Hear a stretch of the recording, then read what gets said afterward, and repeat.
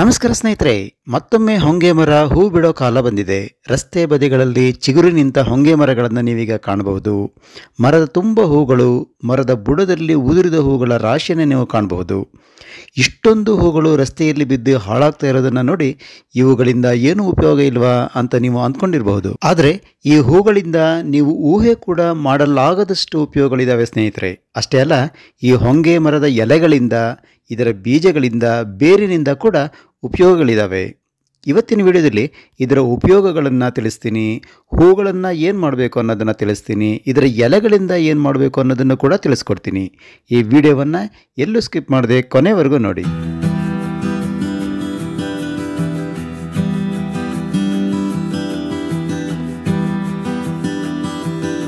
ಸ್ನೇಹಿತರೆ, ಹೂವಿನ ಗಿಡಗಳನ್ನು, ತರಕಾರಿ ಗಿಡಗಳನ್ನು ಬೆಳೆಯೋದಕ್ಕೆ ಇದು ಬೆಸ್ಟ್ ಸೀಸನ್ ಅಂತ ಅನ್ಬಹುದು. ಗಿಡಗಳಿಗೆ ಬೇಕಾದ ಸೂರ್ಯನ ಬೆಳಕು ಕೂಡ ಸಾಕಷ್ಟು ಪ್ರಮಾಣದಲ್ಲಿ ಸಿಗೋದ್ರಿಂದ ಗಿಡಗಳಲ್ಲಿ ಹೂಗಳನ್ನು, ತರಕಾರಿಗಳನ್ನು ಬೇಕಾದಷ್ಟು ಬೆಳ್ಕೊಳ್ಬಹುದು. ಹಾಗೆ ನೀವು ಬೇಕಾದ ವಿವಿಧ ರೀತಿಯ ಸಾವಯವ ಗೊಬ್ಬರಗಳನ್ನು ಸಹ ಈ ಸೀಸನ್ನಲ್ಲಿ ಗಿಡಗಳಿಗೆ ಕೊಡಬಹುದು. ನಾವು ಅನೇಕ ವಿಧದ ಸಾವಯವ ಗೊಬ್ಬರಗಳನ್ನು ತಯಾರು ಮಾಡಿಕೊಳ್ಬಹುದು. ಆದರೆ ಈ ಸೀಸನ್ನಲ್ಲಿ ನಿಮಗೆ ಪ್ರಕೃತಿಯಲ್ಲಿಯೇ ಒಂದು ಅದ್ಭುತವಾದ ಗೊಬ್ಬರ ಹೇರಳವಾಗಿ ಸಿಗ್ತಾ ಇದೆ. ಇದಕ್ಕೆ ನೀವು ದುಡ್ಡು ಕೊಡೋದು ಬೇಡ, ಇದು ಫ್ರೀ. ಇದನ್ನು ಗಿಡಗಳಿಗೆ ಯೂಸ್ ಮಾಡಿದರೆ ನಿಮ್ಮ ಗಿಡಗಳಲ್ಲಿ ಯಥೇಚ್ಛವಾದ ಹೂಗಳನ್ನು, ತರಕಾರಿಗಳನ್ನು ಬೆಳ್ಕೊಳ್ಬಹುದು. ಇದಕ್ಕಾಗಿ ನೀವು ಎಕ್ಸ್ಟ್ರಾ ಎಫರ್ಟ್ಸ್ ಏನು ಹಾಕೋದು ಬೇಡ. ಇದನ್ನು ಆರಿಸ್ಕೊಂಡು ಬಂದು ಗಿಡಗಳಿಗೆ ಹಾಕಿದರೆ ಆಯಿತು. ಸ್ನೇಹಿತರೆ, ನಾನೀಗ ಹೇಳ್ತಾ ಇರೋ ವಿಶೇಷವಾದ ಸಾವಯವ ಗೊಬ್ಬರ ಅಂತಂದರೆ ಹೊಂಗೆ ಮರದ ಹೂಗಳು. ಈ ಹೊಂಗೆ ಮರವನ್ನು ಇಂಡಿಯನ್ ಬೀಚ್, ಕಾರಂಜಿ ಗಿಡ ಅಂತ ಕೂಡ ಕರೀತಾರೆ. ಈ ಹೊಂಗೆ ಹೂಗಳನ್ನು ಪ್ರಕೃತಿ ನಮಗೆ ಕೊಡುವಂತಹ ಅದ್ಭುತವಾದ ನ್ಯಾಚುರಲ್ ಫರ್ಟಿಲೈಸರ್ ಅಂತ ಕರಿಬಹುದು. ಈಗಂತೂ ಹೊಂಗೆ ಮರದಲ್ಲಿ ಎಲೆಗಳು ಚಿಗುರಿ ಹೂವುಗಳು ಚೆನ್ನಾಗಿ ಬಿಟ್ಟಿರೋದನ್ನು ನೀವು ನೋಡೇ ಇರ್ತೀರಾ. ಇದು ಹೊಂಗೆ ಹೂವಿನ ಸೀಸನ್. ಈ ಸೀಸನನ್ನು ನೀವು ಸರಿಯಾಗಿ ಯೂಸ್ ಮಾಡಿಕೊಂಡು ಹೊಂಗೆ ಹೂವಿನ ಗೊಬ್ಬರವನ್ನು ತಯಾರಿಸ್ಕೊಳ್ಬಹುದು. ಸ್ನೇಹಿತರೆ, ಹೊಂಗೆ ಎಲೆಗಳನ್ನು ಅತ್ಯುತ್ತಮವಾದ ರಸಗೊಬ್ಬರ ಅಂತಲೇ ಕರಿಬಹುದು.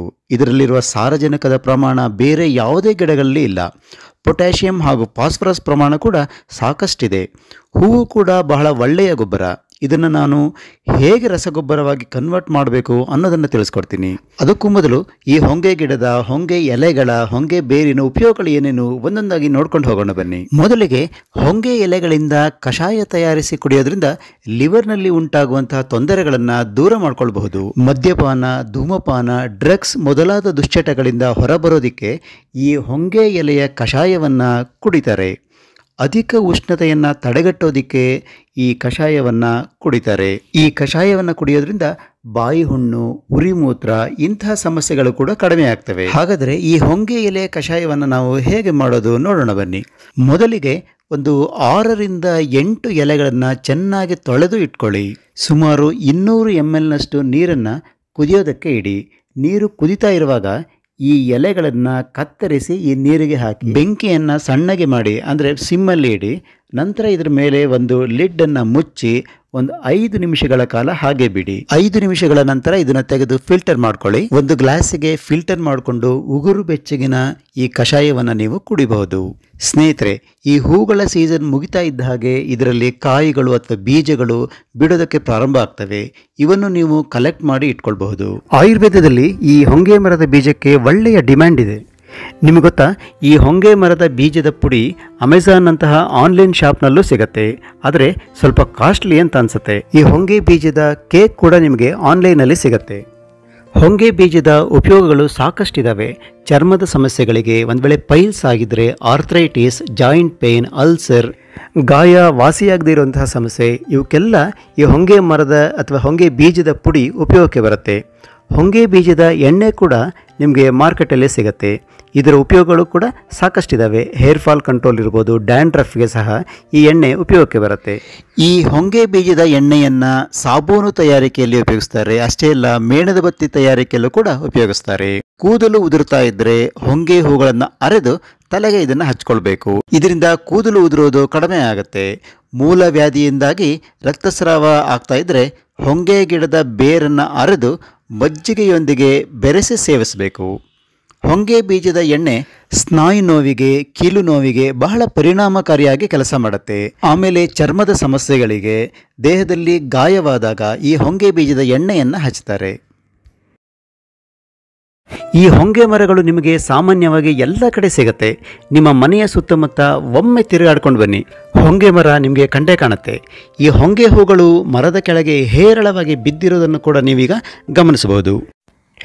ಈ ಹೊಂಗೆ ಹೂಗಳನ್ನು ನಾವು ಗೊಬ್ಬರವಾಗಿ ವರ್ಷ ಪೂರ್ತಿ ಹೇಗೆ ಉಪಯೋಗಿಸೋದು ಅನ್ನೋದನ್ನು ನಿಮಗೆ ಮುಂದೆ ತಿಳಿಸ್ತೀನಿ. ಗಿಡಗಳಲ್ಲಿ ಎಲೆಗಳು ಹಚ್ಚ ಹಸಿರಾಗಿ ಬೆಳೆದು ಹೂ ತರಕಾರಿಗಳನ್ನು ಬಿಡಬೇಕು ಅಂತಾದರೆ ನೈಟ್ರೋಜನ್ ಹೆಚ್ಚಿರುವಂಥ ಗೊಬ್ಬರವನ್ನು ಗಿಡಗಳಿಗೆ ಕೊಡಬೇಕಾಗತ್ತೆ. ಈ ಹೊಂಗೆ ಹೂಗಳಲ್ಲಿ ನೈಟ್ರೋಜನ್ ಹೇರಳವಾಗಿ ಇರುತ್ತೆ. ಯುಗಾದಿ ಹಬ್ಬದ ಸಮಯದಲ್ಲಿ ಹೊಂಗೆ ಮರಗಳು ಹೂಗಳನ್ನು ಬಿಡೋದಕ್ಕೆ ಪ್ರಾರಂಭಿಸಿದರೆ ತಿಂಗಳ ಪೂರ್ತಿ ನಾವು ಮರಗಳಲ್ಲಿ ಹೂಗಳನ್ನು ಕಾಣಬಹುದು. ಆದ್ದರಿಂದ ಪ್ರಕೃತಿದತ್ತವಾದ ಸಾರಜನಕ ಭರಿತ ಈ ಹೊಂಗೆ ಹೂಗಳನ್ನು ನಾವು ನಮ್ಮ ತರಕಾರಿ ಗಿಡಗಳು, ಹೂವಿನ ಗಿಡಗಳಿಗೆ ಹಾಕೋದ್ರಿಂದ ಗಿಡಗಳಿಗೆ ನೇರವಾಗಿ ಸಾರಜನಕವನ್ನು ಕೊಡಬಹುದು.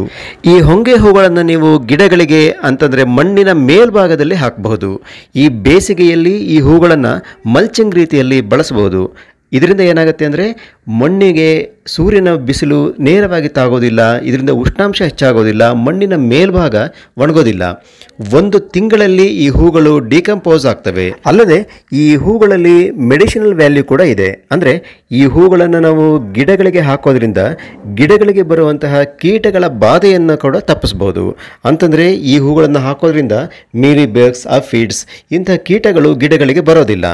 ಈ ಹೊಂಗೆ ಮರದ ಹೂಗಳನ್ನು ನೀವು ಎಲ್ಲ ರೀತಿಯ ಗಿಡಗಳಿಗೂ ಉಪಯೋಗಿಸ್ಬೋದು. ಅಂದರೆ ಎಲ್ಲ ರೀತಿಯ ಹೂವಿನ ಗಿಡಗಳಿಗೆ ಹಾಕ್ಬೋದು. ಜೊತೆಯಲ್ಲಿಯೇ ತರಕಾರಿಗಳಿಗೂ ಕೂಡ ಇದು ಒಂದು ಬೆಸ್ಟ್ ಫರ್ಟಿಲೈಸರ್ ಅಂತ ಅನ್ಬೋದು. ಬದನೆಕಾಯಿ, ಟೊಮೆಟೊ ಇಂತಹ ಗಿಡಗಳಿಗೆ ಇದು ಚೆನ್ನಾಗಿ ವರ್ಕೌಟ್ ಆಗುತ್ತೆ.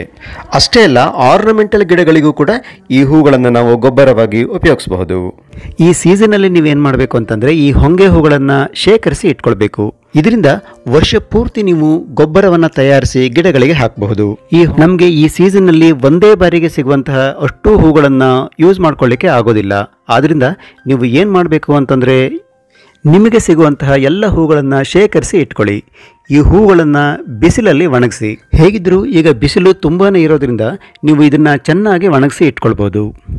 4 ರಿಂದ 5 ದಿನಗಳವರೆಗೆ ಚೆನ್ನಾಗಿ ಒಣಗಿಸ್ಕೊಂಡ್ಬಿಟ್ಟು ನಂತರ ಇದನ್ನು ಗ್ರೈಂಡ್ ಮಾಡಿ ಇಟ್ಕೊಳ್ಳೋದು ಒಳ್ಳೆಯದು. ಹೀಗೆ ಸ್ಟೋರ್ ಮಾಡಿ ಇಟ್ಕೊಂಡಂಥ ಪುಡಿಗಳನ್ನು ನೀವು ಆಗಾಗ್ಗೆ ಸ್ವಲ್ಪ ಪ್ರಮಾಣದಲ್ಲಿ ಗಿಡಗಳಿಗೆ ಹಾಕ್ತಾ ಇದ್ದರೆ ಸಾಕು. ನೈಟ್ರೋಜನ್ ಗಿಡಗಳಿಗೆ ಬೇಕಾದಷ್ಟು ಸಿಗುತ್ತೆ. ಬೇಕಿದ್ದರೆ ಇನ್ನೂ ಒಂದು ಕೆಲಸ ಮಾಡಬಹುದು. ನೀವು ಈ ಪುಡಿಯನ್ನು 1 ದಿನ ನೀರಲ್ಲಿ ನೆನೆಸಿಟ್ಬಿಟ್ಟು ಮಾರನೇ ದಿನ ಗಿಡಗಳಿಗೆ ಹಾಕಬಹುದು. ಇದರಿಂದ ನೈಟ್ರೋಜನ್ ಅಥವಾ ಪೋಷಕಾಂಶಗಳು ನೇರವಾಗಿ ಗಿಡಗಳಿಗೆ ಸಿಗುತ್ತೆ. ನೀವು ಇನ್ನೂ ಒಂದು ರೀತಿಯಲ್ಲಿ ಈ ಹೂಗಳನ್ನು ಗೊಬ್ಬರವಾಗಿ ಕನ್ವರ್ಟ್ ಮಾಡಬಹುದು. ನಿಮ್ಮ ಗಾರ್ಡನ್ನಲ್ಲಿ ಜಾಗ ಏನಾದರೂ ಇದ್ದರೆ ಸಣ್ಣದಾಗಿ ಒಂದು ಪಿಟ್ಟನ್ನು ಮಾಡ್ಕೊಳ್ಳಿ. ಅಂದರೆ ಒಂದು ಗುಂಡಿಯನ್ನು ನೀವು ಮಾಡ್ಕೊಂಡ್ಬಿಟ್ಟು ಅದರಲ್ಲಿ ಈ ಹೂಗಳನ್ನೆಲ್ಲ ತುಂಬಿ ನಂತರ ಅದರ ಮೇಲ್ಭಾಗದಲ್ಲಿ ಒಂದು ಲೇಯರ್ ಮಣ್ಣನ್ನು ಹಾಕಿ. ಸುಮಾರು 1 ತಿಂಗಳಲ್ಲಿ ಇದು ಗೊಬ್ಬರವಾಗಿ ಕನ್ವರ್ಟ್ ಆಗುತ್ತೆ. ಒಂದು ವೇಳೆ ನಿಮ್ಮ ಗಾರ್ಡನಲ್ಲಿ ಜಾಗ ಇಲ್ಲ ಅಂತಂದರೆ ನೀವೇನು ಮಾಡ್ಬೋದು ಅಂತಾರೆ, ಒಂದು ಸಿಮೆಂಟ್ ಅಥವಾ ಮಣ್ಣಿನ ಪಾಟ್ ಏನಿದೆ ಅದನ್ನು ತೊಗೊಂಡ್ಬಿಟ್ಟು ಅದರ ತುಂಬ ಈ ಹೂಗಳನ್ನು ತುಂಬಿ ಮೇಲೆ ಒಂದು ಲೇಯರ್ ಮಣ್ಣನ್ನು ಹಾಕಿ. ಸುಮಾರು 1 ತಿಂಗಳಲ್ಲಿ ಈ ಗೊಬ್ಬರ ತಯಾರಾಗುತ್ತೆ. ಆಗಾಗ್ಗೆ ಈ ಗೊಬ್ಬರವನ್ನು ಹಾಕ್ತಾ ಇರೋದರಿಂದ ಗಿಡಗಳು ಚೆನ್ನಾಗಿ ಬೆಳೀತವೆ ಮತ್ತು ಸಾಕಷ್ಟು ಹೂಗಳನ್ನು ಬಿಡ್ತವೆ. ತುಂಬ ಉಪಯೋಗಗಳಿರುವಂತಹ ಈ ಹೂವಿನ ಪುಡಿಯನ್ನು ನೀವು 7 ರಿಂದ 15 ದಿನಗಳಿಗೆ ಒಮ್ಮೆ ಗಿಡಗಳಿಗೆ ಹಾಕಿದರೆ ಸಾಕು.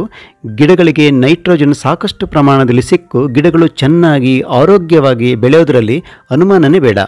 ಹೂಗಳು ಸಹ ಸಾಕಷ್ಟು ಬಿಡ್ತವೆ. ಆದ್ದರಿಂದ ಈ ಸೀಸನಲ್ಲಿ ಸುಲಭವಾಗಿ ಸಿಗುವಂತಹ ಈ ಹೊಂಗೆ ಹೂಗಳನ್ನು ನೀವು ಈ ಬೇಸಿಗೆಯಲ್ಲಿ ಒಣಗಿಸಿ ಶೇಖರಿಸಿ ಇಟ್ಕೊಳ್ಳಿ. ವರ್ಷ ಪೂರ್ತಿ ಇದರ ಉಪಯೋಗವನ್ನು ನೀವು ಪಡ್ಕೊಳ್ಬಹುದು. ಇದೇ ರೀತಿ ಹೊಂಗೆ ಮರದ ಎಲೆಗಳಿಂದ ಕೂಡ ನೀವು ಹಸಿರು ಗೊಬ್ಬರವನ್ನು ತಯಾರು ಮಾಡಿ ಇಟ್ಕೊಳ್ಬಹುದು. ವರ್ಷ ಪೂರ್ತಿ ಇದನ್ನು ಉಪಯೋಗಿಸೋದಕ್ಕೆ ಬರುತ್ತೆ. ನೋಡಿದ್ರಲ್ಲ ಸ್ನೇಹಿತರೆ, ಈ ಹೊಂಗೆ ಮರದ ಎಲೆಗಳಿಂದ, ಹೂವಿನಿಂದ ಎಷ್ಟೊಂದು ಪ್ರಯೋಜನ ಇದೆ.